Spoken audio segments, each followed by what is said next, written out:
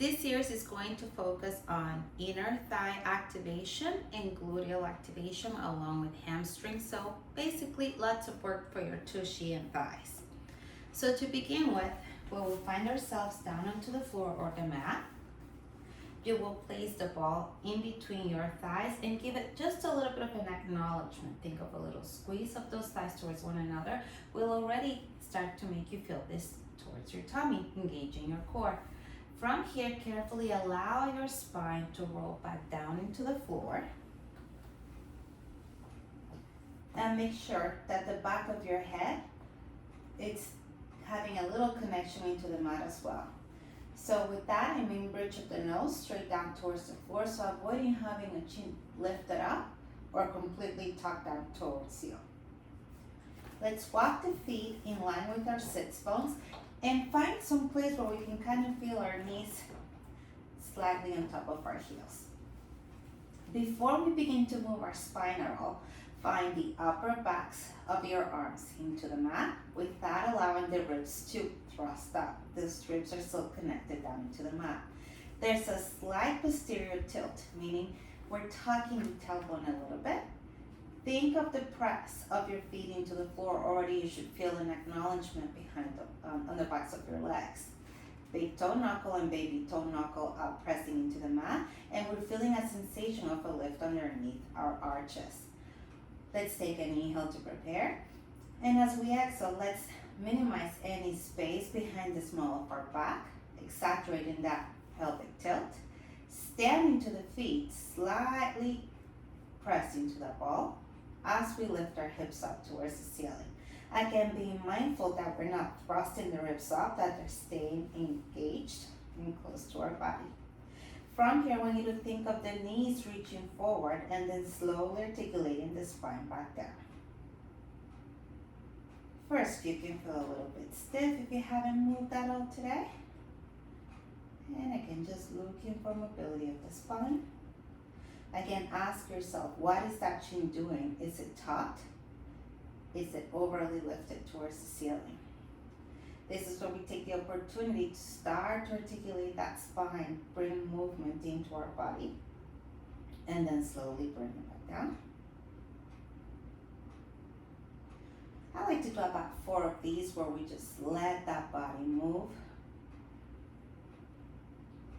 and slowly bring it back down.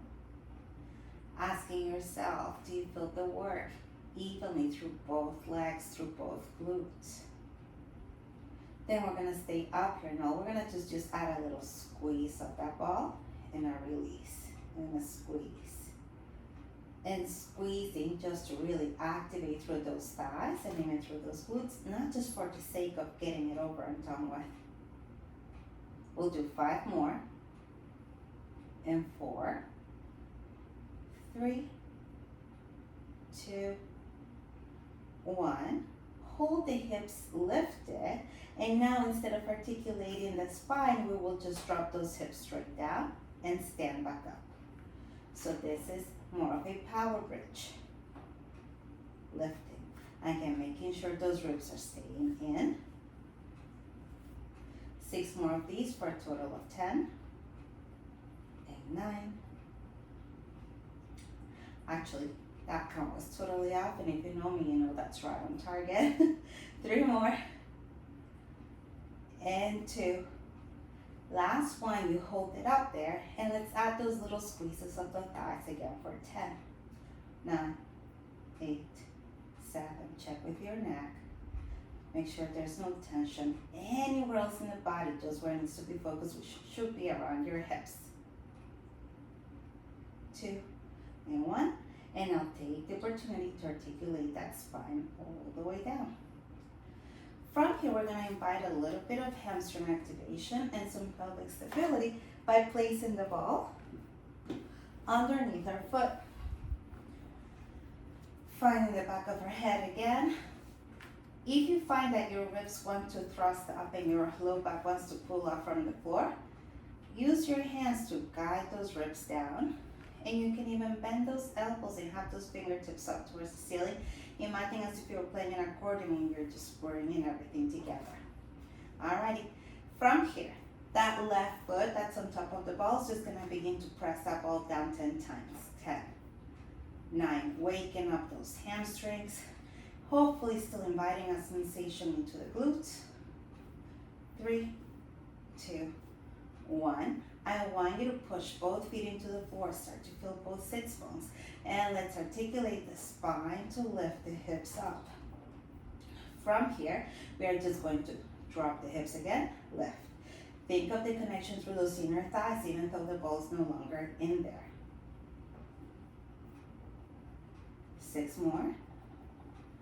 And 5,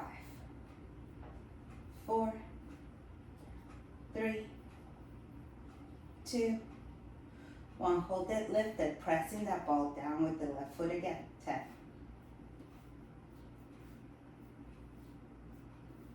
5, and 3, and 2. Last one.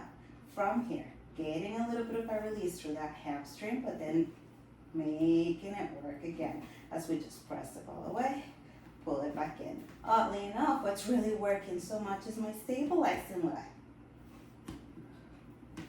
6 more. Trying to keep those hips lifted. 5, and 4, 3, 2, last one, and bring in both hips down. From here, we just pass the ball over to the other side. Find that right foot down. Make sure that your pelvis is still nice and even. Head hasn't shifted. And we just press the ball, release.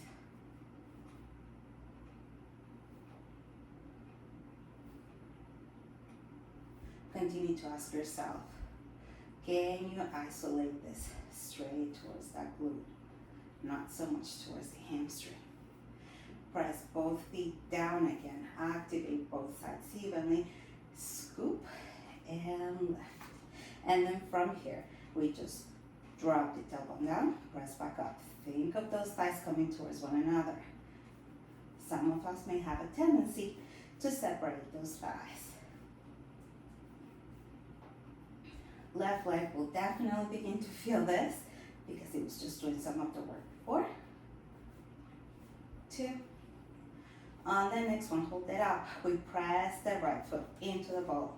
9, 8, 7, 6, 5, 4, 3, 2, 1. Lengthen the leg, bring it in. Ciao. Really stand tall through both hips. Try not to let that right hip drop down. Try being the key word I'm telling myself today. For 5, and 4, and 3, and 2. Last one, and bring it all the way down.